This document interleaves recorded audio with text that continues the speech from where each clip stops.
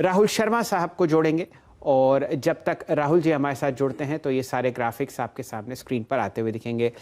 नमस्कार राहुल जी, शुभ दिन। और बहुत बढ़िया माहौल आपके सामने जो था उसमें हल्की सी सेंध लगती हुई सेंटिमेंट में। बताइए किस हिसाब से आप बाजार को ट्रैक कर रहे हैं और क्या रणनीति रहेगी बचे हुए 90 मिनट के लिए?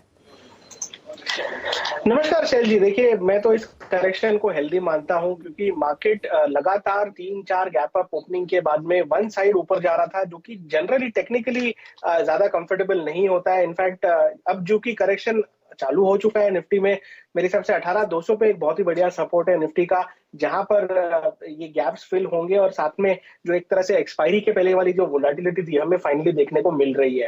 मेरे हिसाब से 1-2 दिन का टर्बुलेंस और है मार्केट के अंदर, उसके बाद फ्राइडे से मार्केट का मूड माहौल दोनों के दोनों इंप्रूव होने चाहिए और मुझे लगता है कि जो तेजी का जो एक तरह से जो रथ था वापस प्रस्थान करना चाहिए। देखिए, यहाँ पर रणनीति सिंपल है, करेक्शन को प्ले आउट होने दीजिए। मेरे हिसाब से 18,200 पे सपोर्ट है। यहाँ पर फ्रेश शॉर्टिंग की राय तो नहीं रहेगी क्योंकि रिस्क रिवॉर्ड फ्रेश शॉर्ट्स के लिए यहाँ पर फेवरेबल नहीं है। हालांकि बाय ऑन डिप वाली रणनीति रहेगी। 18,200 और 18,000 ये दो इंपॉर्टेंट सपोर्ट है मार्केट के लिए। मेरे हिसाब से निफ्टी यहाँ पर सपोर्ट ले सकती है। इन दो लेवल्स पर खरीदारी करने की चेष्टा करें। मुझे लगता है कि 18,800 तक की मंथली एक्सपायरी निफ्टी में देखने को मिल सकती है। ये हुआ निफ्टी का व्यू। अब आता है आज के हाई कन्विक्शन आइडिया। देखिए, आज जैसे शो शुरुआत हुआ, वीरेंद्र जी कह रहे थे कि बैंक निफ्टी आज पार्टिसिपेट नहीं कर रहा है इन अ मेजर वे नीचे गिरने में। इसका कारण है पीएसयू बैंक्स। आप अगर एसबीआई का सेटअप देखेंगे, काफी स्ट्रेंथ है इस काउंटर में। मुझे लगता है कि एसबीआई को यहाँ पर बाय करना चाहिए। इसने लास्ट 2 सेशन में 483 पर सपोर्ट लिया है। 483 का ही स्टॉप लॉस लगाकर बाय करें। मुझे लगता है कि ऊपर में आपको 540 से लेकर 550 तक के लेवल एसबीआई के स्टॉक में देखने को मिल सकते हैं और यही वो स्टॉक है जो बैंक निफ्टी को भी 40,000 का लेवल क्रॉस कराने में मदद कर सकता है। पोजिशनल ट्रेड है। अगले 7 से 8 सेशन में एसबीआई में अच्छा मोमेंटम हमें ऊपर में देखने को मिल सकता है। ओके, आप एसबीआई में अगर आप देखें स्ट्रांग मूव एक्सपेक्ट कर रहे हैं और यकीन मानिए आज आईसीआईसीआई बैंक और एसबीआई जो है वो बैंक निफ्टी को किसी और ही ट्रेजेक्ट्री में बाजार से बिल्कुल हट कर दूसरी ट्रेजेक्ट्री में प्लेस किए हुए हैं। बहरहाल इस वक्त एक डैमेज हो रहा है स्टॉक और वो है जुबिलेंट फूड्स। देखिए आइए एक बार जरा स्क्रीन पे आपके, और जुबिलेंट फूड्स के जो नंबर्स आए उसके बाद ये स्टॉक लगा था सेम स्टोर सेल्स ग्रोथ 26.3% के आसपास रही है। और एक बार जरा प्लीज इंट्राडे चार्ट लिखे आइएगा। याद रखिएगा इस वक्त ये स्टॉक अपना सितंबर और अक्टूबर की सीरीज के लोवेस्ट रेंज पे ट्रेड कर रहा है और कारण एग्जैक्टली अगर आप देखें यही नंबर है जहां पे करीब करीब 30 से 35%। आपको याद होगा जब सुमित से कल हम मंत्रणा बातचीत कर रहे थे, उन्होंने कहा था कि 30 to 35% की एक्सपेक्टेशन है, लेकिन उससे अगर आप देखें तो करीब करीब ये करीब आप देखें 5% का नेगेटिव डाइवर्जेंस है। तो ये एक कारण है कि इस वक्त जुबिलेंट फूड्स जो है वो दिक्कत में है।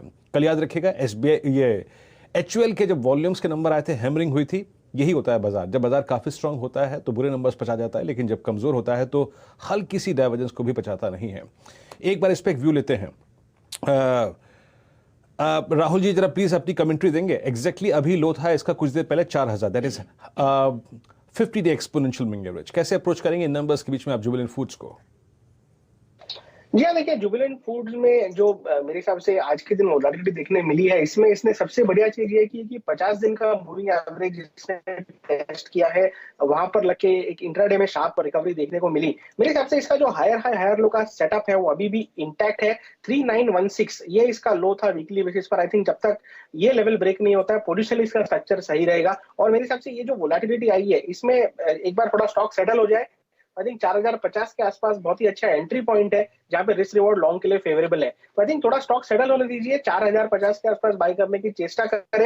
मेरे हिसाब से क्लोजिंग बेसिस पे अगर आप 3990 का स्टॉप लॉस लगाएंगे तो भी आइडियल रहेगा और ऊपर में मुझे लगता है कि वापस एक बाउंस बैक देखने मिल सकता है जहां से 4350 से लेकर 4400 तक के लेवल जुबिलेंट फूड में बनने चाहिए। आंकड़े आपके सामने स्क्रीन पर आते हुए दिख रहे हैं। 58% यहाँ पर आपको जुबिलेंट फूड्स का मुनाफा बढ़ता हुआ दिख रहा है और सेम स्टोर सेल्स ग्रोथ एक बहुत ही अहम आंकड़ा जो था वो 26% है। ध्यान दीजिए, उम्मीद थी मिनिमम 30% की और इसीलिए आप 6% का कट। तो उम्मीद करते हैं ये एक आपको काउंटर सेटल होता हुआ दिखेगा और फिर एक बाय जोन। देखिए 121 करोड़ का यहाँ पर मुनाफा है मुकाबले 78 करोड़ और आपके सामने एबिटा बढ़ती हुई दिखी है 286 करोड़ मुकाबले 214 करोड़। ध्यान दीजिए 33% वृद्धि एबिटा में, लेकिन मार्जिन में मामूली सी गिरावट जिसकी कोई चिंता नहीं करनी चाहिए। सारी परेशानी है कि सेम स्टोर सेल्स ग्रोथ जिसकी उम्मीद थी कि मिनिमम 30 या 35% के दायरे में आएगी, वो आपको अब दिख रही है फिलहाल 26%। देखते हैं यहाँ पर वॉल्यूम प्रेशर कितना है जुबिलेंट फूड वर्क्स पर। जब काउंटर बढ़ा था तब आपके सामने खुशी की लहर थी और आपके सामने फिलहाल जो दिन का लोएस्ट लेवल है वो आपके सामने स्क्रीन पर आता हुआ दिख रहा है। जी हाँ, 4096, लो है 4020। देखते हैं किस तरीके से ये रिएक्ट करता है। कोई खास वॉल्यूम नहीं है, लेकिन देखिए नतीजे अभी आए हैं तो देखते हैं किस तरीके से ये ट्रेड करता हुआ दिख रहा है। 15,20,000 शेयर फिलहाल आपके सामने। तो ये नतीजे रहे जुबिलेंट फूड्स के। मायूसी हाथ लगती हुई एफएमसीजी काउंटर्स में। हिंदुस्तान यूनिलीवर ने जो 4% वॉल्यूम सेल्स ग्रोथ दिखाई थी वो बाजार को नापसंद रही और कल जो बिकवाली शुरू हुई है वहाँ पर आप अब भी मोमेंटम देख रहे हैं सेल की तरफ। निफ्टी 150 अंक नीचे 18,265। देखते हैं किस तरीके से जुबिलेंट फूड वर्क्स आपको ट्रेड करता हुआ दिखता है। फिलहाल 4074। इस वॉलेटिलिटी को सेटल होने देते हैं। वीरेंद्र जी। जी हाँ, शैल जी अगर आप देखिए निफ्टी इस वक्त 18,261 पे डे लो पर, और देखिए इस वक्त इस प्राइस की डेफिनेशन ये है, अगर आप निफ्टी को देखें, क्योंकि अब आप शॉर्ट टर्म मूविंग एवरेजेस से तो काफ़ी नीचे ऊपर ट्रेड कर रहे हैं, तो आपके पास एवरेजेस का सपोर्ट नहीं है। लेकिन याद रखिएगा हमारा वीकली कॉन्ट्रैक्ट में सबसे बड़ा पुट्स का ओवाई खड़ा था 18,300 पे। आप उसके नीचे अब डिसाइसिवली लगभग 30 मिनट स्पेंड कर चुके हैं। एक लेवल जो कि क्रिटिकल है और आता है अब टेक्निकली, जिसकी डेफिनेशन कोई है, वो है 10 डे एक्सपोनेंशियल मूविंग एवरेज, और वो आता है करीब 18,166 की रेंज में। कुछ ट्रेड्स को लेना शुरू करते हैं। Let's bring Divi's lab. आपकी स्क्रीन पर ये स्टॉक जो है वो डे लो पर आके ट्रेड करता हुआ। और अगर आप देखें डॉक्टर लाल पैथलैब, देखिए यहाँ पे शॉर्ट ट्रेड से के साथ पैसा कमाने से ज़्यादा ये ज़रूरी है कि एक हम लॉन्ग का स्टॉप लॉस भी ले लें। असित, डॉक्टर लाल पैथलैब को देखिएगा, ये स्टॉक अब एक टिपिकल फ्लैग पे ब्रेकडाउन देता हुआ, ये एक बहुत गंभीर ब्रेकडाउन है और जिसमें पैसा अगर आप देखें जिसने भी कमाया है उसका बहुत भारी मात्रा में जाएगा भी। एक सेंसिबल स्टॉप लॉस क्या होगा यहाँ पे, और अगर आप प्रॉफिट बना के बैठे हैं इस स्टॉक में तो क्या एग्जिट करना चाहिए इस प्राइस पे? वीरेंद्र जी, मुझे समझ लग रहा है कि यहाँ पे 3500 के रेंज में इसमें सपोर्ट आना चाहिए। Right now it is around 3512। अगर 3480 को ब्रीच होता है तो फिर इसमें स्टॉप लॉस लगाना चाहिए, बट अदरवाइज मुझे लगता है कि शायद इस लेवल पे थोड़ा ठहराव रह सकता है। But 3480 could be a decent stop loss, because 3500 में अच्छा खासा पुट राइटिंग है। मुझे नहीं लगता इतना जल्दी ब्रीच होगा ये। So 3500 we can check, maybe 20 रुपए का बफर लेके 3480, एंड 3480 के नीचे जाता तो then yes it is definitely going to go down. चलिए, ये रणनीति आपके सामने डॉक्टर लाल पैथलैब पर आती हुई दिख रही है। ध्यान दीजिए अभी स्टॉक कॉल्स स्क्रीन पर आपको जुड़ती हुई दिखेंगी। चंदन तपड़िया साहब, प्रकाश काबा साहब और कविता जी भी हमारे साथ जुड़ चुके हैं। चंदन जी बताइए, क्या रणनीति आप अपना रहे हैं इस वॉलेटाइल बाजार में? निफ्टी अब 163 अंक नीचे 18,260 और मायूसी आती हुई दिख रही है दूसरी तिमाही के नतीजों में। सबसे अव्वल नंबर पर गोदरेज फूड वर्क्स, क्या कीजिएगा? देखिए, बाजार एक वोलेटाइल टर्न ले चुका है और पिछले कुछ दिनों से जो हायर लोज के सीक्वेंस बन रहे थे वो निगेट हो रहे हैं, तो उसकी वजह से बाजार में वोलेटिलिटी और थोड़े बहुत प्रॉफिट बुकिंग देखेंगे। 18,350 एक अहम लेवल था, वो तोड़ने के बाद में उसके नीचे होल्ड कर रहा है। तो हमारा ऐसा मानना है कि जब तक 18,450 के ऊपर निफ्टी नहीं निकलेगा तब तक ये वोलेटिलिटी स्पाइक करती रहेगी और रोलर कोस्टर राइड और ऊपर के लेवल पे प्रॉफिट बुकिंग सिलेक्टिव काउंटर में देखने को मिलेंगे।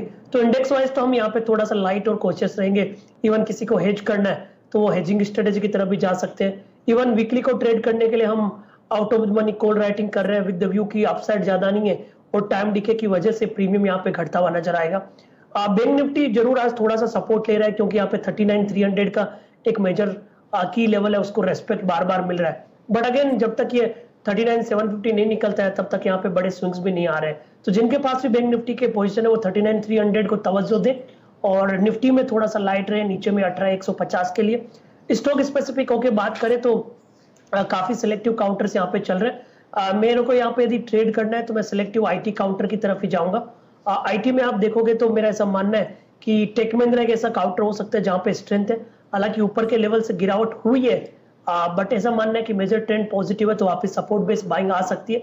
तो 1515 जो आज का लो है उसके सपोर्ट से आप टेक महिंद्रा में खरीदारी के मौके ढूंढ सकते हो, बट अगेन लाइट रहने की सलाह रहेगी, पोजीशंस कम रखने की सलाह रहेगी। कुल जो भी आपकी ट्रेडेबल क्वांटिटी है उसका 1/3 ध्यान दीजिए ट्रेड की तरफ और इत्मीनान से इस वॉलेटिलिटी को निकलने दीजिए। फिलहाल टेक महिंद्रा पर एक शानदार लॉन्ग कॉल आपको आती हुई दिख रही है, सुबह भी यहाँ पर चर्चा हुई थी और अब अगर आप टेक महिंद्रा पर नजर डालेंगे तो ये एक इकलौता टेक्नोलॉजी स्टॉक है जो फिलहाल हरे निशान में है और यहाँ पर एफएनओ में आप देख रहे हैं 6% ओपन इंटरेस्ट बढ़ता हुआ, रिकॉर्ड हाई पर यह काउंटर। और चंदन जी की राय कि वो आप यहाँ पर चेस कीजिए मोमेंटम, लेकिन वॉल्यूम कम रखें। अब जोड़ते हैं प्रकाश गाबा साहब को। गाबा साहब, आपकी पहली पसंद क्या होगी फिलहाल इस वॉलेटाइल मार्केट में? मेट्रोपोलिस।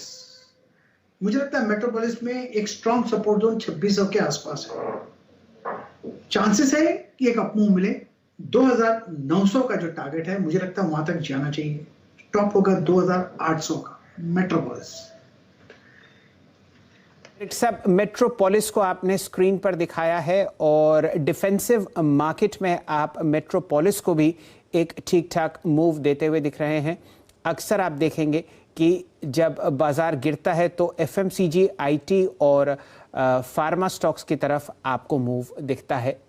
मूवमेंट 10% ऊपर ओपन इंटरेस्ट यहाँ पर मेट्रोपोलिस के पास आपको दिख रहा है। 2742 प्राइस है और आज के दिन का उच्चतम लेवल था 2865। फिलहाल आपके सामने स्क्रीन पर 2.25% ऊपर और फ्यूचर्स में फ्लैट ट्रेड करता हुआ दिख रहा है मेट्रोपोलिस। चलिए कविता जी को जोड़ते हैं। कविता जी बताइए कहाँ ध्यान और रुझान है आपका फिलहाल? Good afternoon Shail ji, good afternoon everyone. Well, market में एक अच्छी गिरावट देखी है और जहां स्टॉक स्पेसिफिक टॉपिक की आइडिया देखें तो मुझे लगता है कैश में इसमें पोजीशन लेनी चाहिए और कम क्वांटिटी में पोजीशन लें। अदानी एंटरप्राइजेस पर एक ब्रेकआउट हमने 2 दिन पहले देखा था, बिल्कुल aggressive trade but with strict stop loss. मुझे लगता है यहाँ एक पोजीशन बिल्ड करनी चाहिए। 1562 का एक स्टॉप लॉस मेंटेन करें। मुझे लगता है ट्रेडिंग सेशंस के तहत 1620-1630 तक की तरफ ये बढ़ता हुआ दिख सकता है Adani enterprises, keeping in mind कि इसने एक अच्छा ब्रेकआउट 3 दिन पहले दिया था और दोबारा सपोर्ट लेने की कोशिश कर रहा है अपने एवरेजेस के पास। मुझे लगता है अदानी एंटरप्राइजेस पर एक ट्रेड बन सकता है for a day trading only.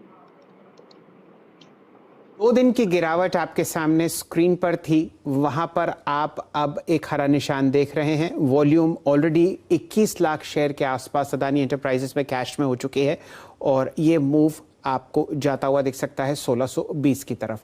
ये कॉल कविता जी की तरफ से आती हुई दिख रही है। डायरेक्टर साहब स्क्रीन पर लाइए जुबलिएंट फूड वर्क्स। यहाँ पर अब जो ब्रेकडाउन दिख रहा है प्राइस में वो आपको दिखेगा 4019 के आसपास। ये काउंटर आपको सपोर्ट लेता हुआ दिख रहा है फिलहाल अपनी समझिए 20 दिन की मूविंग एवरेज पर। देखते हैं किस तरीके से यहाँ पर आपको प्राइस एक्शन बनता हुआ दिखेगा। जो नतीजे थे कम से कम सेम स्टोर सेल्स ग्रोथ के वो बाजार को पसंद नहीं आए। 7% नीचे आपके सामने काउंटर ट्रेड करता हुआ 4026 पर।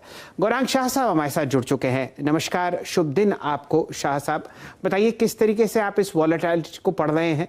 कोई चिंता का विषय या ये दिन भी निकल जाएगा? धन्यवाद शैल जी और आप सभी को शुभ दिन हमारे तरफ से। तो समय कभी भी ठहरता नहीं है, वो आगे बढ़ता रहता है और हम ये मानते हैं कि ये जो समय है ये भी बीत जाएगा और लाजमी था कि बाजार में आप थोड़ा बहुत मुनाफा वसूली देखें। हम कल भी आप ही के साथ जुड़े थे प्रातः में, बाजार जब शुरू होने वाला था तब तो कुछ हमने भी जिक्र किया था कि शायद थोड़ा बहुत करेक्शन आए, बाजार की सेहत के लिए और बाजार में जो निवेशक है उनकी सेहत के लिए अच्छा है। और अगर आप देखने जाए शैल जी तो 62,200 का सेंसेक्स था, सर्वोच्च स्तर की मैं बात कर रहा हूँ। 18,600 के आसपास निफ्टी स्पॉट ने सर्वोच्च स्तर छुआ और वह या तो फिर 1500-2000 पॉइंट का करेक्शन सेंसेक्स में भी आता है तो वो कितना मायने रखता है। आखिरकार आप आंकड़ों को मत देखिए, आप सेंसेक्स और निफ्टी का स्तर और प्रतिशत के हिसाब से अगर आप आकलन करते हैं तो मेरे ख्याल से ये ज्यादा समझदारी होगी। ये और इस आज बुधवार ही नहीं, हम आपसे 2 हफ्ते पहले बुधवार को ही जुड़े थे, तभी भी ऐसा ही कुछ रंग था मार्केट का। तब भी हमने निवेश की कवायद की थी और मैं मानता हूं ये भी एक निवेश का मौका है, बशर्ते कि आप मजबूत, सक्षम, अच्छी मैनेजमेंट वाली कंपनियों में निवेश करें। अभी अभी आप जुबिलियंट फूड्स का जिक्र कर रहे थे। हमारे मित्र वीरेंद्र जी SSG को लेकर के कुछ आंकड़े के जिक्र कर रहे थे, जहां पर 30-35% की उम्मीद थी, वहां पर 26 दशमलव कुछ प्रतिशत में SSG की ग्रोथ आई है। लेकिन अगर मैं सकारात्मक बात करूं तो हाल ही में महाराष्ट्र और मुंबई में 12 बजे तक मध्य रात्रि तक खाने के जायके के लुफ्त आप उठा सकते हैं, ऐसी अनुमति दी है। तो मुझे लग रहा है कि ये एक करेक्शन है छोटा मोटा। QSR सेगमेंट की सबसे बड़ी दिग्गज कंपनी है जुबिलेंट फूड वर्क्स, हमारी खरीदारी की सूची में है। और उसके साथ साथ अगर एक विकल्प मैं देना चाहूं मध्यम या लंबी अवधि के लिए, तो 700 के आसपास भारतीय एयरटेल चल रहा है शेयर। ये मुझे लग रहा है कि आपको, अगर आपका नजरिया मध्यम या लंबी अवधि का है, तो खरीदारी करनी चाहिए। 740, 750 मध्यम अवधि में, और लंबी अवधि में लग रहा है कि 780 से 800 रुपए तक के स्तर भारतीय एयरटेल में आपको आते हुए दिख सकते हैं। ओके, 780 से लेकर 800 के स्तर आपको भारतीय एयरटेल मिल सकते हैं। आपकी स्क्रीन पर आप देखें, अब इस वक्त मेटल स्पेस पिघलता हुआ और बैंक निफ्टी जो है वो अपने अब क्रिटिकल जंक्चर पे आ चुका है। डायरेक्टर साहब, जो वो मॉर्निंग में और जो 2 बजे एग्जैक्टली हमने पुट ऑप्शन का जिक्र किया था, 18,200 की पुट लेके आइएगा। जैसे ही 310 ऑप्शन बेस वॉलेट हो, कैच करिए इस पुट ऑप्शन को। उसको अगर आप देखें, रिपीट किया आसित ने भी, 140 का वो पुट ऑप्शन अब करीब 164 और 165 हो चुका है, याद रखिएगा। इस पर एक लेवल ड्रॉ करके रखिएगा और वो है नीचे की तरफ 18,166, पहला एक ऐसा एवरेज जिस पर जाकर हम स्ट्राइक कर सकते हैं, that is 10 day exponential moving average. क्योंकि अब फ्रेंकली स्पीकिंग हम वीकली कॉन्ट्रैक्ट के बेस को वॉलेट कर चुके हैं और 10 डे में आता है 18,166 पे। एक स्टॉक लेके आइए, पिरामल एंटरप्राइजेस आपकी स्क्रीन पे। Rahul ji, PEL as a shorting candidate आप कैसे अप्रोच करेंगे इस स्टॉक को? ये स्टॉक बड़े दिनों बाद, बहुत दिनों बाद अगर आप देखें तो अपने 50 डे एक्सपोनेंशियल मूविंग एवरेज को वॉलेट कर रहा है 27 मई 2021 के बाद पहली बार। कैसे अप्रोच करेंगे आप इस ट्रेड को? जी देखिए, PEL में लास्ट कल के सेशन तक लॉन्ग अनवाइंडिंग थी, लेकिन आज शॉर्ट बिल्टअप देखने को मिल रहा है और स्टॉक ने अपने 50 दिन के मूविंग एवरेज को तोड़ा है। मेरे हिसाब से यहाँ पर शॉर्ट ट्रेड क्लियरली दिखाई दे रहा है, जहां पर नीचे में 2550 और 2500 के टारगेट मेरे हिसाब से ओपन अप हुए हैं। यहाँ पर शॉर्ट करके चला जा सकता है। स्टॉप लॉस अगर मैं अक्टूबर फ्यूचर्स का देखूं तो 2700 का स्टॉप लॉस आता है। थोड़ा स्टॉप लॉस डीप जरूर है, बट मुझे लगता है कि 2550 तक के लेवल यहाँ पर PEL में देखने को मिल सकते हैं। तो ये 50 डे मूविंग एवरेज का ब्रीच किया है, शॉर्ट करके चला जा सकता है PEL को। PEL को शॉर्ट कर सकते हैं आप आपकी स्क्रीन पर। इस बीच शैल जी, जरा एक बार टाटा स्टील को देखिए। टाटा स्टील की हैमरिंग अगर आप देखें, कल भी काफी हुई थी और आज भी हुई थी, आज भी हो रही है। हसित, एक बार टाटा स्टील पर कोई पुट ऑप्शन रिकमेंड करना चाहेंगे? Let's bring Tata steel on the screen. 1336 आज की इस कैंडल को अगर आप देखें तो डिफाइन कर रहा है, और इनफैक्ट कल की कैंडल को भी डिफाइन कर देगा आपका 3 एवरेजेस। इसका 10, 20 और 50 डे एक्सपोनेंशियल मूविंग एवरेज इस पूरे आज की कैंडल में आता है। कल की कैंडल को इन्हीं 3 एवरेजेस ने प्रोटेक्ट किया था। असित, 1300 की पुट स्क्रीन पर प्लीज रखिएगा। Any view on 1300 put option of Tata steel? क्योंकि अब बड़ा क्रिटिकल एवरेज आता है 1270 पे, that is 100 day exponential moving average. Asit? नहीं वीरेंद्र जी, हम 1300 का पुट देख सकते हैं। मुझे समान लगता है कि इसमें in the money put rating, sorry call rating हो रहा है, विच इज अराउंड 1300, और 1300 के लेवल पे जो पुट रेटिंग है, there is lot of unwinding that is happening, and call rating is definitely quite decent. अगर it's a high beta stock, अगर टाटा स्टील का 1300 का put, I think it's right now 23-24 rupees. इसको अगर हम मे बी अराउंड 18 रुपीज और 16 rupees का stop loss रखेंगे, मुझे लगता है ये 40 रुपए तक जाने के लिए हो सकता है। Tata Steel is definitely looking bad. We can go for this call. I mean to say 1300 का पुट हम बाय कर सकते हैं।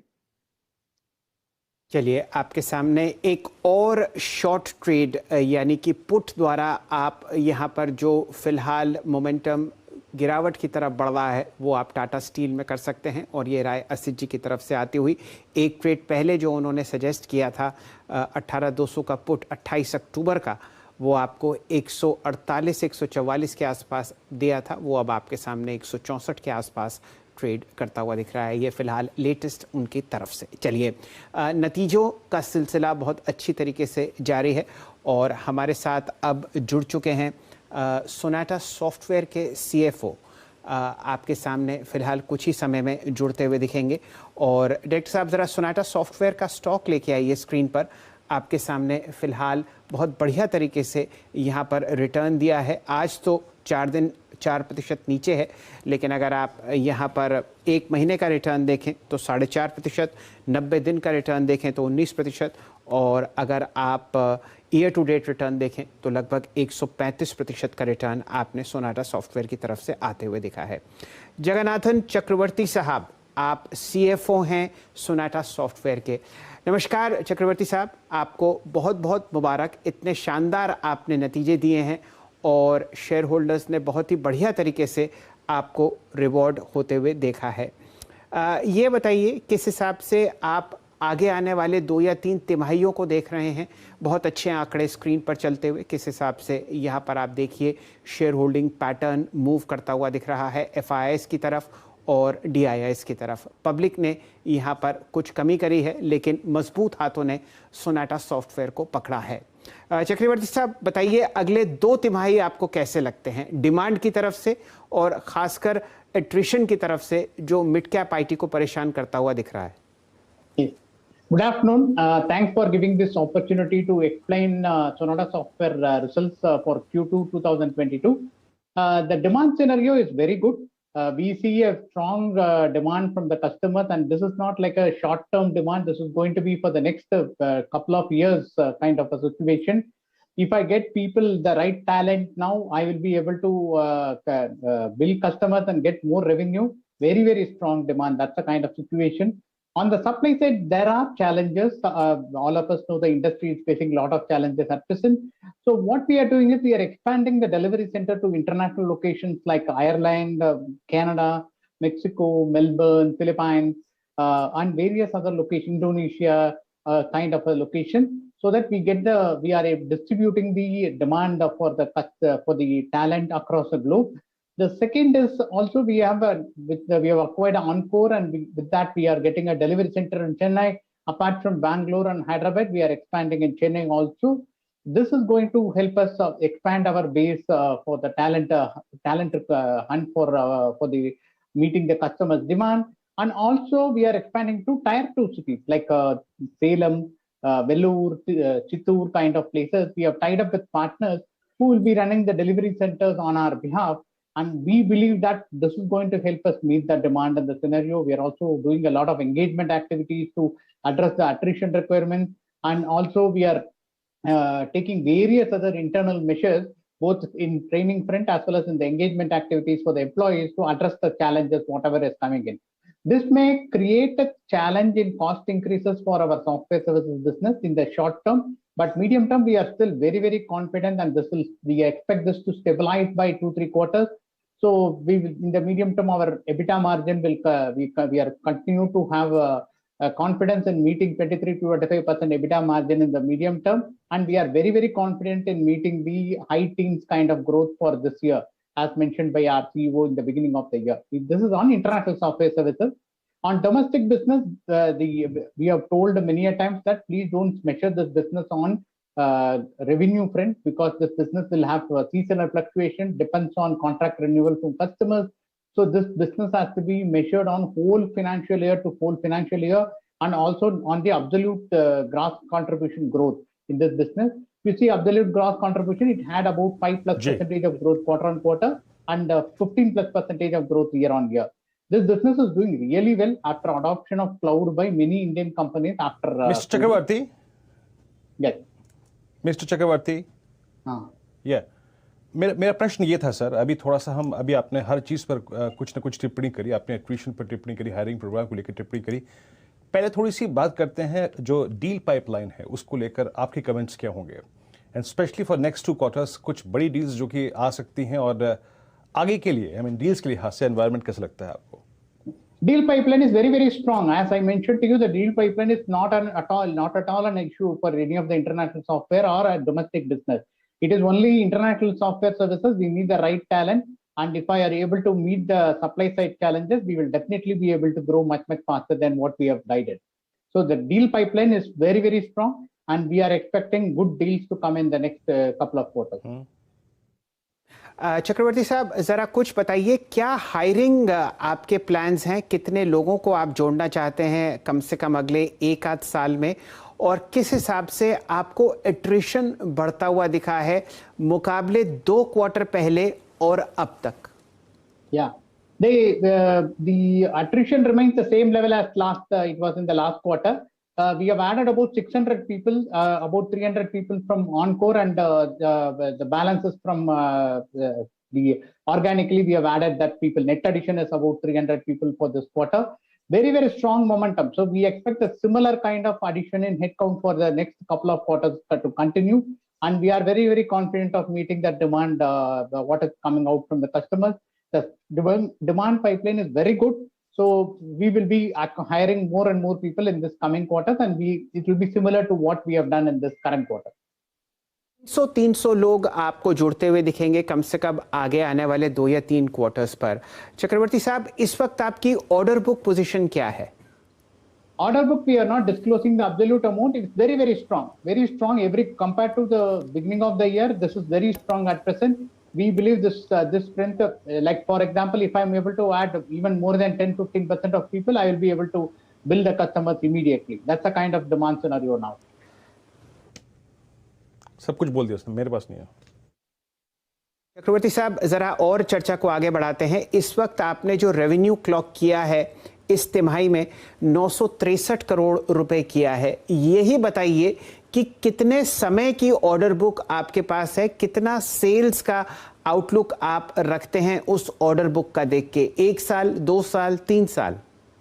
No, I have mentioned in many of my interviews earlier also that we are seeing the demand to continue for next 2 to 3 years. The demand, the current situation is pipeline is very strong. We are not disclosing how many quarters of revenue we have, but very, very strong pipeline. We are very, very confident of meeting this kind of growth continually for many quarters to come. चलिए चक्रवर्ती साहब, ये बताइए, आपका EBITDA margin 12.8% है, जो quarter on quarter 8 से बढ़कर यहां तक पहुंचा। क्या ये एबिटा मार्जिन आप मेंटेन कर पाएंगे? Yes, we have 2 businesses. India business will continue to have a steady growth in their EBITDA margin, and the international business, we are very, very confident of maintaining 23-25% of EBITDA. This position is we will maintainable whatever is coming in, but short term there can be some challenges on the cost increases because of the supply side constraint. Otherwise, in the medium term, we will meet this EBITDA percentage what we have guided earlier. जी चक्रवर्ती साहब, इस वक्त जो mid cap IT का space चल रहा है वो एक गोल्डन पीरियड है इंडियन सॉफ्टवेयर इंडस्ट्री के लिए। बताइए, ऐसी 1 या 2 चीजें जिसकी वजह से आपको शायद रात को नींद ना आती हो। One is meeting the demand situation of customers. That's the only major challenge for all of us, not able to the supply side constraints and other things. The other one is because of the cost increases, because the huge cost increases, the situation, everybody is having 4 to 5 offers. So the average cost keeps going up. That's the second challenge. We need to moderate that over a period of next few quarters. तो demand की आपको लगती है कि किस तरीके से इसको मीट की जाए, और दूसरा आपने कहा मार्जिन प्रेशर। चक्रवर्ती साहब, आखिरी सवाल आपसे ये है, बहुत ज़बरदस्त रैली हम लोगों ने सोनाटा सॉफ्टवेयर के स्टॉक में देखी है। लगभग 1.6 गुना ये काउंटर आपको साल भर में बढ़ता हुआ दिखा है। फिलहाल 900 रुपये और 300-350 रुपये का ये मुझे स्टॉक याद है। क्या आपको ये चिंता खाई जाती है कि शेयर होल्डर एक्सपेक्टेशंस आजकल उम्मीद से बहुत ज़्यादा हो चुके हैं और आप एक ट्रेडमिल पर खड़े हुए हैं जहां पर आप 24 घंटे दौड़ते रहते हैं? Correct. That's the situation now. But the demand, we are very, very confident of meeting it because the demand is very good. This is like a once in a lifetime kind of opportunity for IT industry. And Sonata Software, all the services what we have, digital services led by Platformation, our strategy of driving the digital transformation of customers with Platformation as a strategy is helping us now. we are seeing a very strong demand, and we believe that in the next 2-3 years is going to be great opportunity for Sonata to prove to the shareholders. ये तो अगले 2 या 3 साल आपको बहुत बढ़िया opportunity दिखती है, ना सिर्फ सोनाटा के लिए बल्कि पूरे मिड कैप आईटी क्षेत्र के लिए, जो भारतीय अर्थव्यवस्था और भारतीय स्टॉक मार्केट्स पर तहलका करता हुआ दिखता है। चक्रवर्ती साहब, आपने अपना इतना कीमती समय निकाला और हमारे साथ जुड़े, आपका बहुत बहुत आभार। चलिए वापस